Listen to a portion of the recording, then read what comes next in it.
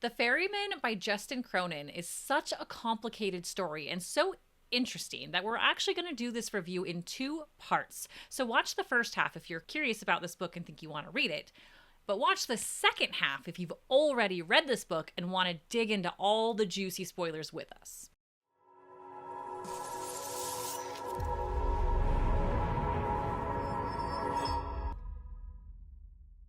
Hey everyone, and welcome back to Reading Crossbow. My name is Lana, and I'm here with my co-host Rob. Hey Lana, and hello to everyone watching. We're excited to talk this week about my book choice for April, which is The Ferryman by Justin Cronin. And this is a mystery story, very much a sci-fi, and kind of quite a bit different than a lot of the stuff we've read recently. What did you think? Well, I was just really excited because we have a sci-fi book again. Because I thought we'd go a bit more sci-fi heavy when we started this, because we said let's do fantasy books and let's do sci-fi books. But it turns out finding good sci-fi books lately is kind of hard.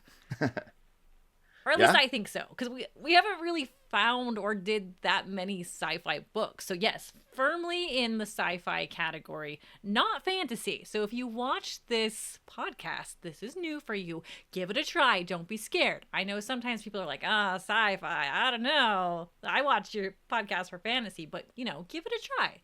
Spice it up. Yeah, and like I mentioned, this is very much a mystery story, set almost in the same kind of tone as movies like Dark City or The Adjustment Bureau, where you just don't quite understand what reality is because it's constantly shifting and you don't quite know what's going on. And that's very intentional and deliberate, as that's just how this story is being revealed to the reader. So let's just give a basic introduction to the start of this story. So the main character of this story is a man named Proctor, and initially you get a little bit of his childhood, but most of the story takes place as he is later in life. I would imagine him more in his maybe 40s, maybe a little older or younger, but roughly, middle age. And he is a ferryman, and it is his job to basically take people as they're reaching end of life and take them over to a rejuvenation center where they will essentially be de-aged back into childhood and be able to relive their lives anew. So gives you a lot of vibes of even some other sci-fi stories that involves life extension treatments. And that's kind of where this story starts. Proctor is a ferryman, and the kind of initiating call to adventure for this story is he gets called to take his own father to the rejuvenation center. And it doesn't go very well. And, it's really not this, taking someone over the rainbow bridge. Like, when I was reading this, I was thinking, when you're young and your dog dies, your parents need to put your dog down. And they, it reminded me of that. I think my parents actually told me, we're taking the dog to a farm. They get to run and be free. And I actually bought that shit when I was young, right? This totally reminded me of that, of we're going to take them somewhere. We're just taking them on this beautiful ferry, right? But that's kind of the mystery, is really what happens there. So a bit more backstory on this of why he's a ferryman is we basically have this island, and we don't know a ton about it, but it's basically, the way I read it in the beginning, is it's this kind of experimental island. They're testing to see how long people can live, or at least that's what I thought. We get kind of the real answer towards the end. And that's how I pictured it. And this beautiful island where the rich, wealthy live, everyone's beautiful. And they have these measuring devices in their arms to measure sustainability. Is their life, are they living to their full potential? And it really feels like this when you're reading their stories. And they have this kind of meter, if you will, of you're at 80% of your life, or you're at 30%, 40%. So it's really kind of funky. So once people get down to, I think they said less than 16, 17%, somewhere in there, they're it's fairy time, right? And then this island is supported by another island. So they're on the island of Prospera, but supported by another island called the Annex. And this is where all the support staff lives, basically. And none of this is explained, right? It's just the wealthy, rich, beautiful people. And then there's this other island supporting this research project, or at least that's what I thought it was. And it's all the the care workers. So you have this mystery, and that's where the mystery starts, right? But I found it very, very interesting. I was really brought into this story super, super early of like, wow, like a life meter basically. And, you don't have to die. You just get to retire gracefully by this man named Prosper who takes you on this ferry across the water. And then you get to start again, start new, start fresh at age 16. You don't even have to go through, the awful ages of like growing up and being 4 and stuff. Yeah, and it's really interesting on how they do this and why, because they basically say like the human mind can't hold more than like 150 years worth of memories. So once you start hitting that later years, you start kind of getting signs of maybe senility or dementia because your brain just can't hold that much memory. And that's why they have to go to this rejuvenation center and be kind of de-aged and reborn. And what I found to be the most interesting about this initial plot was only the filthy rich get to do this. Like all the people in the annex, they live normal lives, they have children, but these people in Prospera, they don't have children at all. Essentially, this treatment actually makes them unable to have children. And they have to go through this process, but part of this process is it wipes out their memory. It's not even like, oh, they're continuing to live fabulous lives and they have this memory of thousands of years worth of stuff. No, they have no idea what happened to them in their previous life. Sometimes they might get little echoes of it. And it really just struck me as almost like peak self-righteous, like they know they're going to survive even if they have no memory that they're going to survive, and that's what's important to them. It's so weird, like the way this story starts, and it I think that that helps pique your interest in this world because something seems very, very off. Yeah, and some of this off is the echoes of like what you mentioned earlier, and basically that's because you're not supposed to dream in this world, right? You go to sleep and you're rested. It's almost like it feels like they're getting plugged in at night, which they're not, right? But like they just live this perfectly balanced life of health. People don't even die, really. Like he mentioned, occasionally it happens, like your random accident, but they're so very healthy that they just don't die, right? And so it's very Stepfordy. The whole time I'm picturing this, the wives play tennis, they have perfect jobs, everything's just too perfect, right? And this is where it starts to unravel a bit. Our main character gets these echoes, and he feels like there's this part of his life, and he's wondering, like, maybe am I remembering a past life? Is this when I, was retired once and came back? And he keeps getting these, but he doesn't want to talk about them because when he was younger, he would get them often and had to go see like a psychiatrist to, figure this out and stop the echoes. They say that eventually you can grow out of them because it's common for young teens coming off the boat, if you will, to have these, so he grows out of them, but really he just doesn't tell people he's still having them. So our main character is really starting to wonder, what's going on Prospera and why is it the way that it is. And so kind of that's the big mystery, and really what's on the other side of the ferry. This is one of those kinds of stories where it looks like utopia, but almost every like utopia story is fundamentally like dystopian underneath, where humanity is being stripped away from people and they don't even realize how bad things are because they think they're in a perfect world. And like I said, that's where like I even mentioned things, other stuff like Dark City or the Adjustment Bureau, because as this story reveals itself, you keep getting these massive shifts in what is really, this is what's really going on. And then once you really start to understand that, then all of a sudden you get another massive shift and it's like, oh, nope, I was completely wrong. This is what's going on. And it's kind of this whirlwind tour once the story really gets going. And that's what makes this so crazy interesting, because we actually can't talk about this book really fairly without being super, super spoiler heavy. Like this book is just like mind boggling. So we're actually going to stop here. And the little bit that we've told you all, we're going to talk about like whether or not we liked this book and whether or not we recommend reading it, like just quickly. And then we're going to dive into the spoiler heavy part of the show where, Rob and I haven't got to talk this through with each other yet. So we're going to like dissect it and like really talk about how much we liked the book. But first, Rob, like what did you think about this story? Would you recommend it to our readers?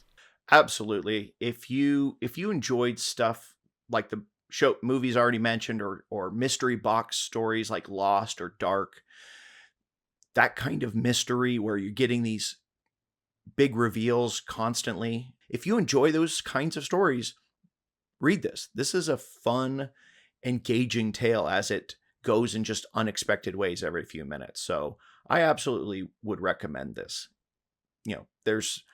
I do have some issues with the plot, but I absolutely recommend this book. So, on our normal scale, this is a solid 3 to 4 for me. Okay, yeah, so kind of similar. So I feel like I can't judge this how we normally do because I read so many fantasy books.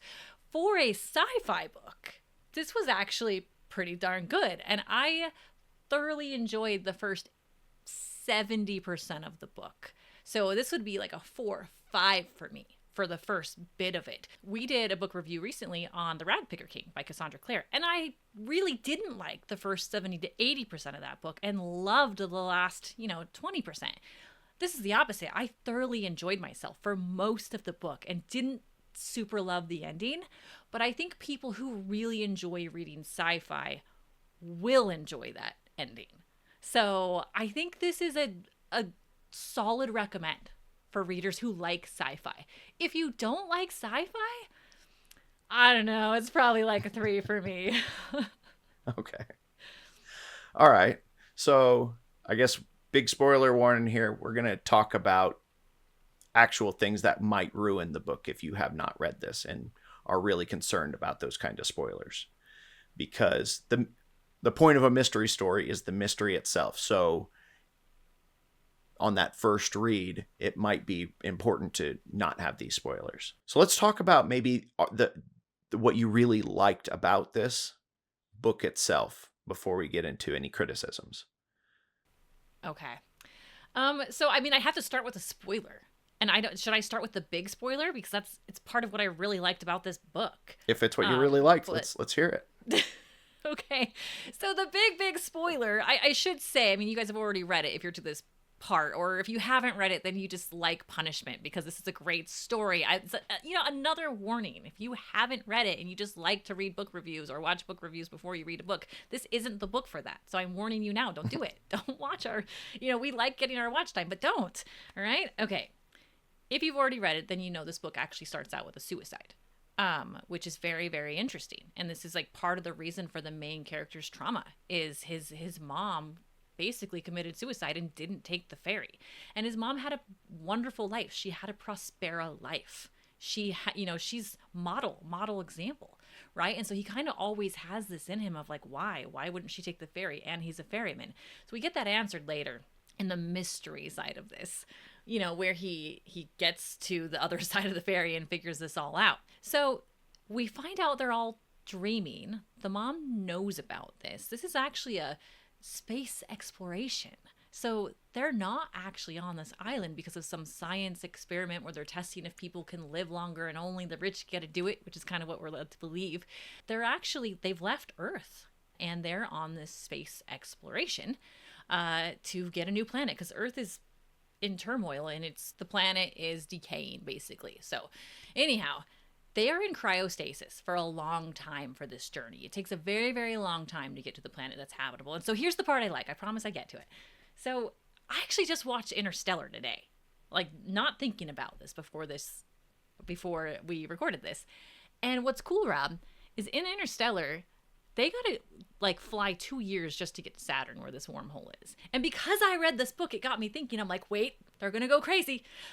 Because in cryostasis, well, you mentioned they can only hold so many memories. So the cool part about this book was in cryostasis, they can't hold enough memories. They'll go crazy in their sleep. Like if they sleep too long, then their brains basically kind of get mushy, and when they come out of it, they're crazy. So they figured out a way to prevent that from happening, because this is going to be like 150, 200-year journey. I can't remember how long, but you always remember these things. Okay, so here's the part about the book that I loved. In order to prevent their brains from going crazy, they invented this dreamlike world with a full architect. And why this is cool, why I love this part, is it just brings the science into it. Is this real science? No. Is this plausible science that could be a real thing? Yes. It blew my mind. It totally blew my mind that was the whole like plot of this. Is they're trying to prevent people from going crazy while their bodies are in this like deep sleep, while they're heading to a new planet to live, you build a new world. And in order to do that, they have to keep their brains active in a way that keeps their brains from decaying. It's so cool. It's so cool, Rob. Yeah. Yes, I love this part. I loved finding that out. I'm like, oh, okay, wait a minute. And I actually don't think I loved that part as much until today when I watched Interstellar. And I was like, wait a minute. This makes even more sense and I love it more. All right. What about you? Did you? I imagine you liked that part, but I don't know. So the best sci-fi always has some sort of underlying social commentary. It's taking something from the real world and giving a different spin on it so that you can discuss something that might be politically charged and discuss it in a new way. And one of the things this book very much discusses is things like class warfare or class struggle. And it's the way it comes about in this story really reminds me actually of Dune, because in Dune, like he does this whole process where he locks down humanity for like 1,000 years. He just locks them down and he basically prevents humans from doing anything. It's incredibly authoritarian.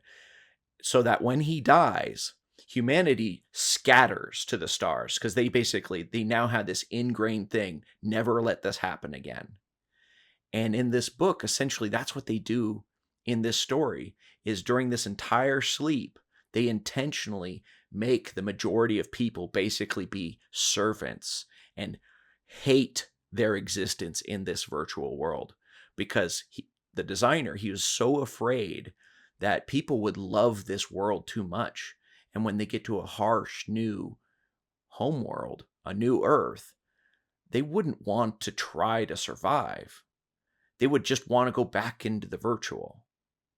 So he made them have a pretty awful experience. The majority of all these colonists, he gave them this awful experience so that when they finally arrive, they're like, we never want to do that again. We want to live our lives.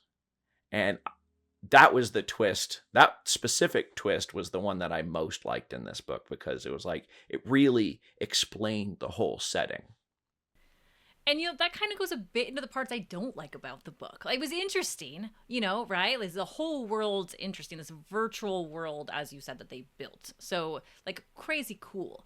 But, like, and that's the part about the politically charged part that you mentioned, which is, like, they put this underlying tone in here to make you think about things. But basically, this whole trip was paid for by, like, the billionaires, the super wealthy, right? And then we get volunteers. So these people in the dreamlike state that are like the servants, they volunteered for this mission. They didn't necessarily volunteer for this horrible 200 years, by the way, 150, 200 years, whatever it was. Horrible life where they're servants for these rich people. They did not volunteer for that. Yeah. They weren't told that. So that to me was just like, what? This is so shitty. But I mean, I get why they did it. And while they do wipe your memory, when you finally come out of the dream, you basically slowly get all your memories of the dream back. So all of these people, as they finally start waking up, they're like, holy crap, for 600 years, because that's their lived time within the dream, because dreams go faster than reality.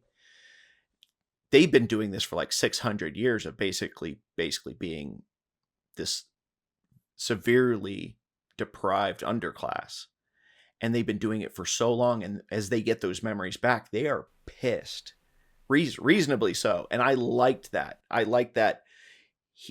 The designer, he had this was his plan from day one, and while there's some corruption that happened to his plan, that kind of was his plan from day one. He's like, I am going to make these people want to not be in this world. Because if we make this world too fun or too cool, they're not going to want to tough it out and live and homestead on a new planet. They're just going to want to go back into stasis. And he's like, this is the last of humanity. We need some people to live on. And I liked that twist. But as you noted, you do have some criticism of that specifically. And I have some other criticism of my own. So why don't you start? It's a minor criticism. Well, actually, I have one more good thing, Rob. Good thing before I go into criticism. Yeah. So, okay, I actually messaged you at one point. Sometimes we try to bring up messages, sometimes I can't find them. But I was loving this book. I think I told you at one point, I can't put this down. Oh my gosh. But then it got weird. Okay, and this got weird before we find out the big spoilery what's going on. They're on a space mission. Okay, this is when Proctor's trying to figure it out, right? Like he's taking the ferry, he's going down into the nursery, which is where they like rehabilitate them and bring them back, right? And he's gonna find out the mystery, right? Okay, this is where the book gets weird, and I want to talk about this because it's actually fabulous, but I needed time to marinate on it before I knew it was fabulous. All right, we finished this a while ago, so we fit the sunrise on the reaping in between our episodes, which we hadn't initially planned. So both Rob and I have actually finished this for a while before recording it, but I needed that because there's this section where things get crazy and things are happening that shouldn't happen. And I'm like, what? Is there robot sex happening? I think I texted you something like that. Or like there's crazy robots malfunctioning. There's 100 of this one guy. What is happening? And it reads like that. It reads like what is happening. You actually don't know. But I figured it out, Rob, which you probably figured it out forever ago because you read stuff like this. But it's basically kind of what happens in dreams. Like you've probably had this. You're having a normal dream, right? It's normal. And then towards the end, when you're on that edge of reality, when you're about to wake up, things go to shit. Yeah. And suddenly you're like, wait, wasn't I here in this part of the dream or wasn't I here? And it's it's reminiscent of that. So it's actually beautiful writing. When I thought it was crazy writing, it's actually fantastic writing because he makes these moments seem deja vu-like, but also seem like bizarre. Like when your dreams hit that bizarre moment before you wake up. So we get normal dream into deja vu dream into bizarre dream. And I don't know how he wrote that or thought to do that. But it was actually pretty fantastic. Even though at the time I thought it was weird and I didn't enjoy it. I'm glad you kind of came around and it kept you thinking about it long enough where you're like, oh, I do like this. But it was an interesting read because I mentioned like things like Dark City or the Adjustment Bureau where every few chapters you're like, wait, reality just changed in a major way. You know something significant just changed and now I don't quite understand the setting. And then a few minutes later, or not a few minutes, a few chapters later, it changes again. And just as soon as you started to understand this setting, all of a sudden it's a huge shift again. And as far as for like a criticism, I constantly was in this fear of like Lost, where it's just this mystery box where the mystery box is the important part. And these are just weird red herrings being thrown out at you. And the whole time I kind of had this uncomfortable feeling that this wasn't building to anything. And I had this disappointment because I felt like it was just too many crazy reveals. And then you get to, okay, this is the final reveal. This has got to be it. And then they start going backwards in the reveals and like bringing back up stuff from earlier. And I was like, shit. And I really had that kind of later seasons of Lost feeling where I was like, they just want to keep the mystery going. Now, it does pay off in the end. Like, it finally does make sense. But it took a long time to get there. And parts of that ride, while I found it to be fun, there were a few parts where I was like, I'm not sure if this is going anywhere. And I was really nervous about where this plot was going. Yeah, pretty much the same. That's the unease I felt. Because I kind of wanted it more wrapped up in a bow at one point, and maybe that's the fantasy romantasy reader in me, but like it took too long to get to the end, and the twists and turns and around the corners were just too many for me. And I just didn't like how it all ended. And there was even, and I'm not actually going to spoiler this one, just in case there's the two people who haven't read it and decided to. There's one point at the very very end that they threw in there about like a relationship and something that came out of that, and I'm like, what, why do we get another thing? Like, and it just, there was too much of these, and the mystery was enough for me, I guess I would say, Rob. Like finding this out, finding they're on a space mission, finding out that the Earth was in peril, finding out that they had to leave quickly to get on this spaceship that they built to go colonize somewhere else. That was enough. It was interesting and cool. And then the whole like trying to murder someone and in their sleep sort of, and trying to like take over in their brain dreams, and trying to reroute the course of this ending by the people, like the coup apparently that came out of all this. I guess I didn't need that. And I don't know, I just didn't enjoy that whole part of it, because it also gets a little bit confusing, because most of them have their real names, but there's also the people that they were in the story, which isn't their real names for some of them. And then persons they were in their previous life, and the jumbled web gets actually pretty confusing towards the end. You're able to sort through it. It's fine. It comes together. But just very, very much, for me, not needed. And I just didn't enjoy it, because that felt like a gotcha in a way. I liked the murder mystery at the beginning with the suicide, not murder mystery, but suicide, and trying to unravel his mother's life and that story and why they're there in the space mission. It didn't need the coup at all for me. Yeah. The part that I think I also really didn't like was essentially during one of the last reveals of what's really going on. It is a big exposition dump, and it's done in setting. Like the characters are actually watching a video, and the video is explaining what's really going on. And I was like, man, could you just do this in a flashback? Like them sitting there watching a video that's explaining everything. Man, I hated that whole chapter. Yeah. It, Yeah, it, the ending just kind of fell apart, and it felt like it was too many puzzle pieces. It was too wild when this just could have been so much cleaner.